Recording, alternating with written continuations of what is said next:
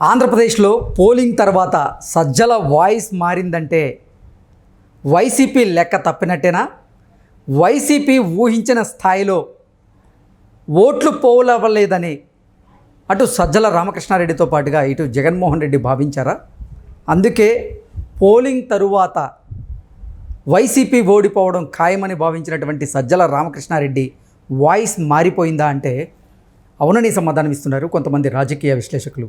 ఈ నేపథ్యంలో ఇక ఇదే అంశానికి సంబంధించి మనతో మాట్లాడేందుకు ప్రముఖ రాజకీయ విశ్లేషకులు, ప్రముఖ సీనియర్ జర్నలిస్ట్ దుర్గా వడ్లమణి గారు మనతో ఉన్నారు.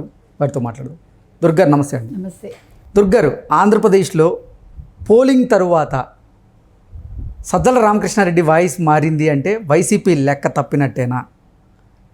వైసీపీ అనుకున్న స్థాయిలో వారికి ఓట్లు పోలవ్వలేదు అనేది వాళ్ళు గ్రహించారా? వాళ్ళు ఓడిపోవడం ఖాయమని సజ్జల రామకృష్ణారెడ్డి గ్రహించాడా? అందుకే తన వాయిస్ మారిందా అంటే ఏం చెప్తారు? అవునండి, సజ్జల గారి వాయిస్ మారింది, స్వరం మార్చాడు ఆయన. మొన్నటి వరకు గంభీరంగా మాదే అంతా వైనాట్ 175 అన్న పెద్ద మనుషులు ఈరోజు అంటే పోలింగ్ తర్వాత ఆయన ప్రెస్ మీట్ పెట్టి మేము గెలవబోతున్నాం అని చెప్పారు.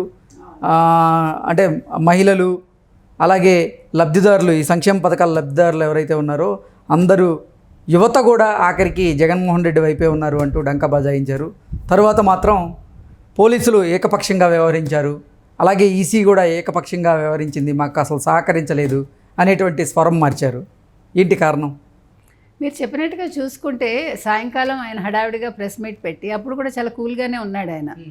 మాకు మీరు చెప్పినట్టు అవ్వాతాతలు వేస్తారు, సంక్షేమ పథకాలు మమ్మల్ని గట్టెక్కిస్తాయి, యువతకి ఐకాన్ జగన్మోహన్ రెడ్డి, మేము ఖచ్చితంగా గెలుస్తున్నాము అంటూ మాట్లాడారు.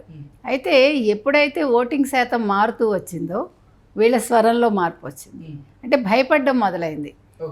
79 ఎంతో లాస్ట్ టైం వచ్చింది మనకి, ఈసారి అది 79.88% 2019లో వచ్చింది. 19లో ఇంక్లూజివ్ ఆఫ్ ఉద్యోగులు మనకు వచ్చింది. ఈసారి మాత్రం 2024లో 81.76%, 77 వచ్చిందండి. సో ఇది వాళ్ళకి మింగుడు పట్టల్లా. దాంతో మొన్న సాయంకాలానికి నిన్నటికి ఇవాళకి చూసుకుంటే మొత్తం వైసీపీ క్యాడర్ అంతా కూడా మాట మార్చింది.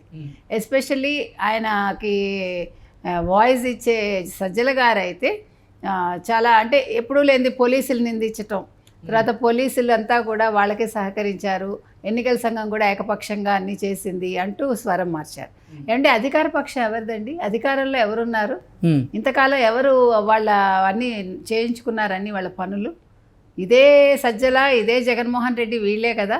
నిన్నటి వరకు వాళ్ళకి అంత అడుగులకు మడుగులు వచ్చిన పోలీసులు ఇవాళ ఎందుకు మారిపోతారు ఒక్క రోజులో? అంటే డీజీపీ మారితే మొత్తం లెక్కలు మారిపోతాయా? డీజీపీ అన్నవాడు నాకు కావలసిన వాడు అని తెచ్చుకున్నాడు కాబట్టి ఇప్పుడు అయిన వాడిని కాకుండా కాని వాడిని పెట్టేసరికి వీళ్ళకి కళ్ళు కిందకి దిగాయా? వీళ్ళకి ఇప్పుడు వాస్తవాలు కనిపిస్తున్నాయా? అంతే కదా. అంటే మనం అవుననే చెప్పాలి. ఇప్పుడు డీజీపీ ఎవరికి ఫేవర్ కాదు, కేంద్ర ఎన్నికల సంఘం తీసుకొచ్చి పెట్టింది. ఇంకా వాళ్ళు కొద్దో గొప్ప ఉంటే అధికార పక్షానికే ఉండాలి, ప్రతిపక్షాన్ని వాళ్ళు కేర్ చేయరు అసలు. అధికారంలో ఉన్న వాళ్ళకి ఎప్పుడు కూడా అధికారంలో ఉన్న వాళ్ళకే కదండి ఎక్కువ గౌరవం ఇస్తారు. మరి ఆ రకంగా చూసుకున్నప్పుడు అసలు వీళ్ళు రిగ్గింగ్కి ఎలా పాల్పడతారు? ఎవరు ప్రతిపక్షాలు? అసలు ఎలా సాధ్యం అది? వాళ్ళకి ఏ రకంగా కుదురుతుంది? అక్కడ నీ వాళ్ళే ఉంటారు, అక్కడ నీ మనుషులే ఉంటారు, నీ పోలీస్ ఆఫీసర్లే ఉంటారు. అసలు ఆయన మాట్లాడేదానికి అర్థం లేకుండా ఉంది. ఏదో తాటి చెట్టు ఎందుకు ఎక్కామంటే దూడగడ్డి కోసం అన్నట్టుగా ఓడిపోతామని చెప్పుకోలేక ఇట్లా మాట్లాడుతున్నాడు. అంటే అసలు డీజీపీని మార్చారు లాస్ట్ మూమెంట్లో, ఆ డీజీపీ మాకు సహకరించలేదు అంటూ కూడా ఆయన మాట్లాడుతున్నటువంటి తీరు ఉంది కదా. వాళ్ళు ఎవరికి సహకరించారండి? వాళ్ళు ఉద్యోగ బాధ్యత నిర్వహించారని అర్థం. మనం ఇప్పుడు ఇక్కడ ఎలా తీసుకోవాలంటే వన్ సైడెడ్గా లేకుండా వాళ్ళ బాధ్యతలు ఏమున్నాయో, అంటే ఆయన నిందిస్తుంది అదే ఏకపక్షంగా చేశారని చెప్తున్నారు. అది ఏకపక్షం కూడా కాదు, ఏ పక్షము కాదు. ఆయన ఉద్యోగ బాధ్యతను ఆయన ఖచ్చితంగా నిర్వర్తించారు.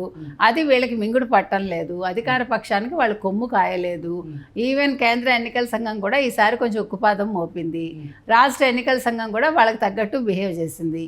అప్పటి ఇప్పటికీ కొన్ని నియోజకవర్గాల్లో మీకు తెలుసు ఎంత ఘోరంగా గొడవలు జరుగుతున్నాయో ఆఫ్టర్ ఎలక్షన్స్. నిన్నంతా వాళ్ళు ఏం చేస్తున్నారో వైసీపీ వాళ్ళు ఓడిపోతామన్న భయంతో ఎక్కడికక్కడ ఎంత అరాచకాలు సృష్టిస్తున్నారో మనం చూస్తున్నాము. అంటే ఓటమి భయంతోనే ఇప్పుడు సజ్జల రామకృష్ణారెడ్డి వాయిస్ మార్చారా అంటే ఏం చెప్తారు? ఖచ్చితంగానండి, వాళ్ళు ఓడిపోతున్నారు, మీకు సందేహం లేదు. ఇప్పుడు కూటమికి అయితే ఖచ్చితంగా 135 నుంచి 145 వరకు ఉందండి ఎడ్జ్ వాళ్ళకి. అంటే ఇవాళ యాజ్ ఆన్ టుడే మనం ఖచ్చితంగా చెప్పడానికి పోనీ 130 వేసుకోండి, 130 నుంచి 145 వరకు ఎడ్జ్ అయితే వాళ్ళకు ఉంది.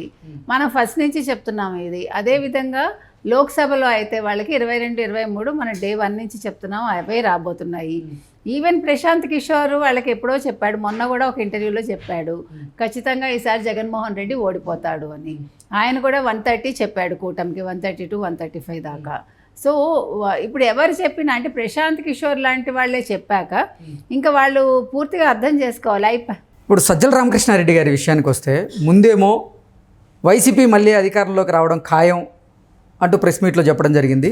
తర్వాత ఏమో ఆయన వాయిస్ మార్చి అసలు మాకు ఈసీ కానీ పోలీసులు కానీ సహకరించట్లేదు అంటూ చెప్తూ వస్తున్నటువంటి నేపథ్యంలో అసలేంటి, ఎందుకు సజ్జల రామకృష్ణారెడ్డి మొదటి చెప్పిన దాన్ని మళ్ళీ మార్చుకున్నారు? తన వాయిస్ ఎందుకు మారుతుంది పదే పదే అంటే ఏం చెప్తారు? అంటే వాళ్ళకి ఖచ్చితంగా గణాంకాలు తెలుస్తున్నాయండి. ఏం జరగబోతోందో వాళ్ళకి అవగతమైంది. వాళ్ళు కొద్దిగా మొన్నటి వరకు కొద్దిగా హోప్లో ఉన్నాడు ఆయన.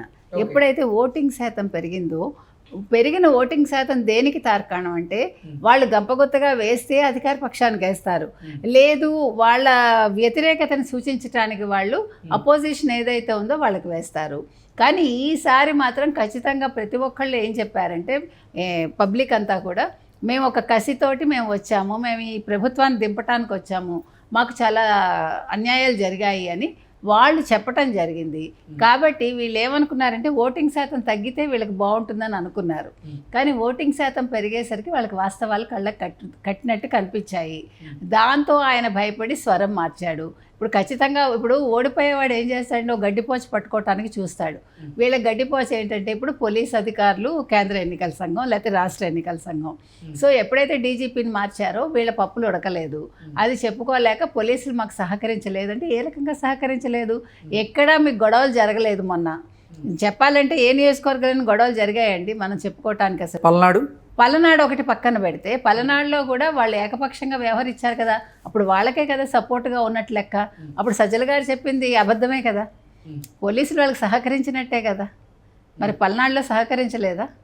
అంటే ఇంత స్ట్రిక్ట్గా ఉన్నప్పటికీ కూడా నీకు కొన్ని చోట్ల నీకు కావాల్సినట్టుగానే జరుగుతుంది. ఇవాళ తిరుపతిలో ఏం జరిగిందండి, ఆయన చెప్పాడు కదా, నేను ఇప్పుడు అరెస్ట్ చేయలేను ఎవరిని కూడా, మీకు గుర్తుంటే ఇవాళ చెప్పాడు, నేను అరెస్ట్ చేయలేను, June 4 రిజల్ట్ వచ్చాక అప్పుడు అరెస్ట్ చేయడానికి గురించి ఆలోచిస్తాను అంటే చెవిరెడ్డి మనుషులను ఆయన అరెస్ట్ చేయను అని చెప్పేశాడు అక్కడ ఉండే మనిషి. కాబట్టి ఇంకా వాళ్ళవి జరుగుతున్నాయి, ఇంకా వాళ్ళ అరాచకాలు జరుగుతున్నాయి, పోలీసులు ఇంకా సహకరిస్తున్నారు అన్నదానికి తార్కాణం. కాబట్టి సజ్జల గారు అన్నట్టుగా పోలీసులు సహకరించకపోవటం లేదు, అంతకంటే ఎన్నికల అధికారులు ఒక ఏకపక్షంగా లేరు. ఇదంతా కూడా ప్రజాగ్రహాన్ని అధికార పక్షం చవిచూస్తోంది. జగన్మోహన్ రెడ్డి ఇంటికి వెళ్ళటం ఖాయం అన్నది మనకి గణాంకాలు చెప్తున్నాయి. ఓకే అండి, థ్యాంక్ యూ.